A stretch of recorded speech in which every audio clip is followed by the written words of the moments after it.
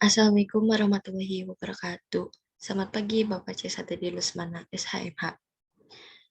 Oke, baik Bapak, perkenalkan nama saya Salsa Auliara Tarputri dari Program Studi Ilmu Hukum kelas HK20E dengan NIM 20200900078. Dalam mata kuliah Hukum Tata Negara ini, saya akan mempresentasikan sebuah tugas dengan judul Dinamika Negara Hukum Indonesia antara Ristat dan Rule of Law. Baik. Yang pertama itu ada abstrak.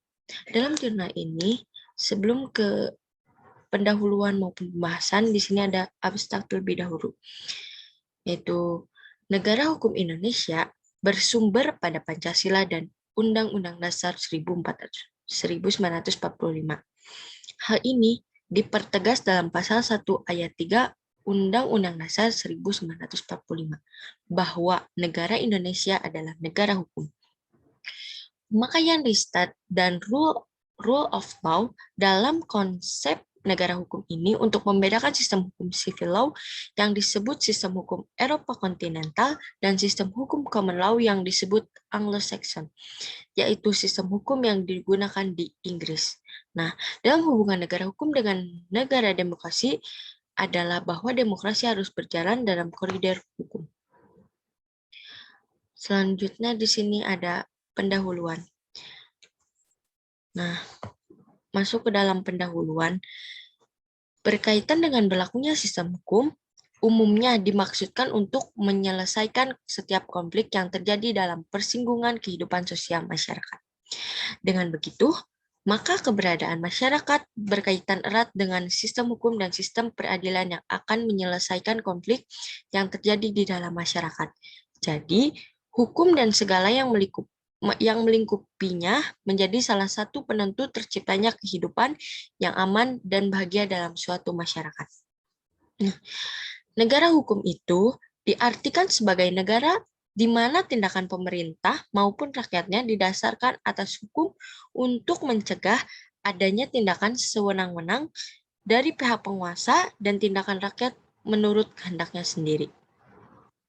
Nah, berdasarkan Undang-Undang Dasar 1945, negara Indonesia adalah negara demokrasi.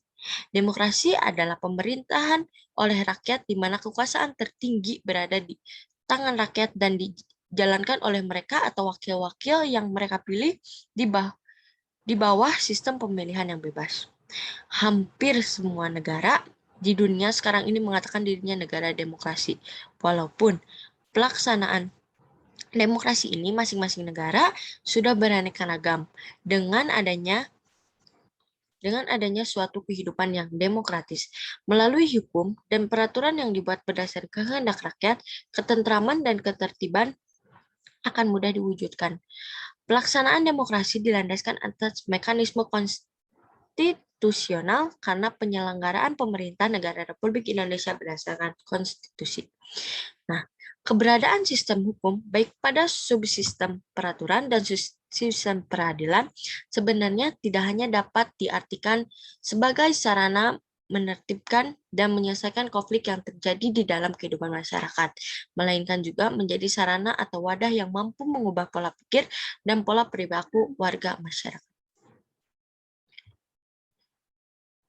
Nah, di slide berikutnya ada kerangka konseptual. Yang pertama ada pengertian negara hukum. Negara hukum merupakan terjemahan dari istilah Rechtsstaat atau Rule of Law. Rechtsstaat atau Rule of Law itu sendiri dapat dikatakan sebagai bentuk perumusan yuridis dari gagasan konstitusional. Oleh karena itu, konstitusi dan negara hukum merupakan dua lembaga yang tidak terpisahkan. Secara sederhana, yang dimaksud dengan negara hukum adalah negara yang penyelenggaraan kekuasaan pemerintahnya didasarkan atas hukum. Nah, dalam studi hukum tata negara, negara hukum merupakan gagasan modern yang mempunyai banyak perspektif dan boleh dikatakan selalu faktual. Istilah negara hukum merupakan terjemahan langsung dari istilah Rechtsstaat. Kemudian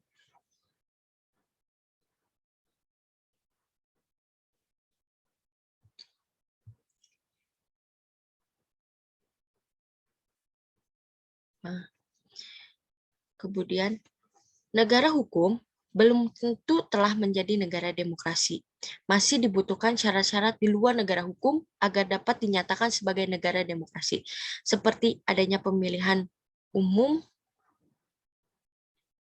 kebebasan berpendapat, dan sebagainya. Adapun demokrasi sebagai sikap hidup yang ditunjukkan dengan adanya perilaku yang taat pada aturan, negara hukum menjadi unsur pendukung tegaknya demokrasi.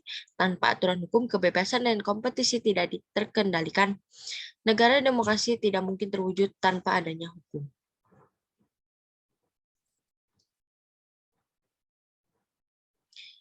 Pengertian yang kedua, pengertian demokrasi.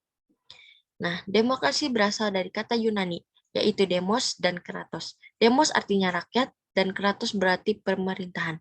Jadi, demokrasi artinya pemerintahan rakyat, yaitu pemerintahan yang rakyatnya memegang peranan yang sangat menentukan.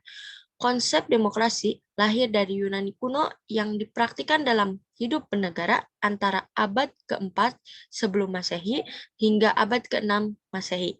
Demokrasi yang dipraktikkan pada waktu itu adalah demokrasi langsing atau direct demokrasi.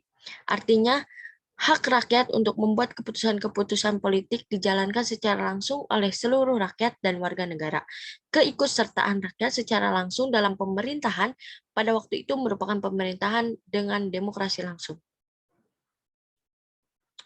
Nah, sebelumnya saya sudah menjelaskan tentang negara hukum itu belum tentu telah menjadi negara demokrasi, karena masih dibutuhkan syarat-syarat di luar negara hukum agar dapat dinyatakan sebagai negara demokrasi. Kemudian negara hukum itu menjadi unsur pendukung dengan tegaknya demokrasi. Tanpa aturan hukum, kebebasan dan kompetisi tidak terkendalikan. Nah, negara demokrasi juga tidak mungkin terwujud tanpa adanya hukum. Kemudian di sini ada pembahasan. Dalam jurnal tentang dinamika negara hukum, di sini ada pembahasannya. Yang pertama ada konsep negara hukum Indonesia. Konsep negara hukum Indonesia berbeda dengan konsep negara hukum yang dianut oleh kelompok Anglo-Saxon dan Eropa kontinental. Karena pada kedua kelompok tersebut, konsep negara hukum didasarkan pada paham liberal individualistis. Sedangkan negara hukum Indonesia didasarkan pada pandangan hidupnya sendiri, yaitu Pancasila. Perbedaan lainnya terletak pada masalah kedudukan individu terhadap masyarakat dan hak serta kewajiban individu terhadap masyarakat. Dalam konsep negara hukum Anglo-Saxon dan Eropa kontinental diberikan porsi kebebasan individu sangat besar, sedangkan di Indonesia, berdasarkan pandangan hidup dan latar belakang sejarah, maka peranan negara cukup besar terhadap kepentingan rakyatnya. Hal itu dituangkan dalam pembukaan Undang-Undang 1945 dalam alinea keempat. Kemudian yang kedua, pembahasan yang kedua adalah tentang hubungan negara hukum dengan negara demokrasi. Nah, hubungan antara negara hukum dengan demokrasi dapat menyatakan bahwa negara demokrasi pada dasarnya adalah negara hukum. Negara hukum hanyalah satu ciri dari negara demokrasi. Hubungan antara negara hukum dengan demokrasi dapat dinyatakan bahwa negara demokrasi pada dasarnya adalah negara hukum. Negara hukum hanyalah satu ciri dari negara demokrasi. Negara hukum adalah syarat pertama dan utama bagi negara demokrasi. Konsep negara hukum erat kaitannya dengan konsep negara demokrasi. Kedua konsep itu saling isi-mengisi dan merupakan prasyarat dari satu terhadap yang lainnya.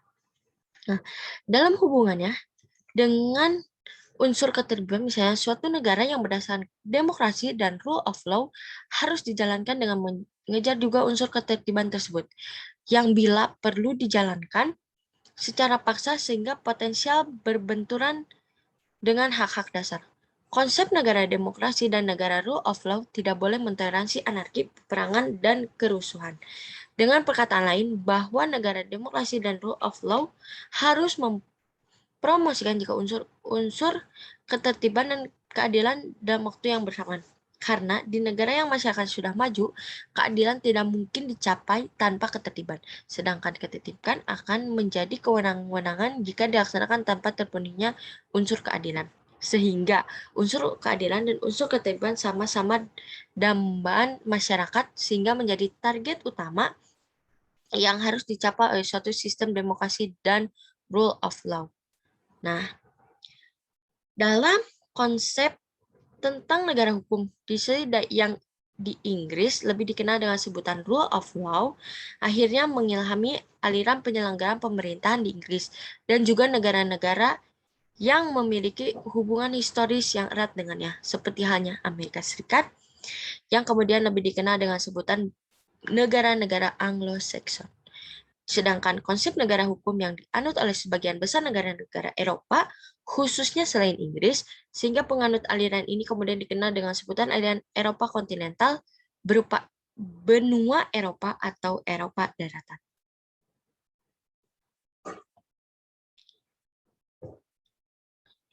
Nah, sini ada kesimpulan. Di kesimpulan ini, menjelaskan bahwa negara hukum Indonesia memiliki keistimewaan dibandingkan dengan konsep negara hukum lainnya, baik konsep Pristat maupun konsep rule of law. Negara hukum Indonesia memodifikasi unsur-unsur negara hukum dalam konsep Pristat maupun konsep rule of law sesuai dengan cita hukum negara Republik Indonesia yang berlandaskan Pancasila. Operasionalisasi dari konsep negara hukum di Indonesia dituangkan dalam konstitusi negara, yaitu Undang-Undang Dasar 1945. Nah, Undang-Undang Dasar 1945 ini merupakan dasar negara yang menempati posisi sebagai hukum tertinggi dalam tertib hukum legal order Indonesia. Oke, baik. Cukup sekian presentasi yang bisa saya jabarkan atau sedikit ilmu yang bisa saya presentasikan. Mohon maaf bila saya ada kesalahan, dan saya akhiri dengan wassalamualaikum warahmatullahi wabarakatuh.